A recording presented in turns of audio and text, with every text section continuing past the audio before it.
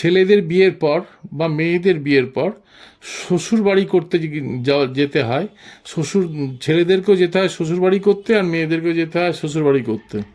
তো ছেলেরা শ্বশুরবাড়িতে ক্ষণিকের জন্য যায়, কিন্তু মেয়েরা শ্বশুরবাড়ি পার্মানেন্টলি যায়। তো সেক্ষেত্রে মেয়েদেরকে বেশি কষ্ট ফেস করতে হয়।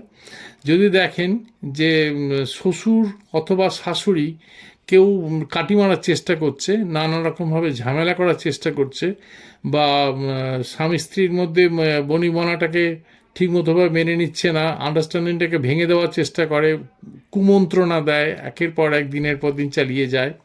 হ্যাঁ, একবার হয় শ্বশুর নয় শাশুড়ি, সাইমালটেনিয়াসলি এগুলো এদের কাজ থাকে। যদি দেখেন যে শ্বশুর কিছু করছে না, শুধু শাশুড়ি করছে, তখনও এই যন্ত্রম।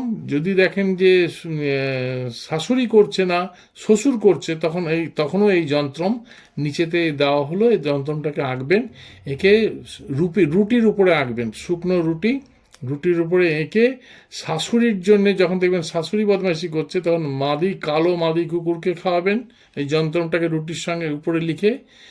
আর যদি দেখেন যে শ্বশুর বদমাইশি করছে, তখন কালো মদ্দা কুকুরকে খাইয়ে দেবেন। এটা শনি মঙ্গলবার করে করলে কাজটা ভালো ফল পাবে, এবং কিন্তু এটা পরপর কয়েকবার করলেই আপনি অ্যাকশনটা বুঝতে পারবেন। এরকম নিত্য নতুন ভিডিও পেতে লাইক, কমেন্ট অ্যান্ড সাবস্ক্রাইব করবেন। নমস্কার।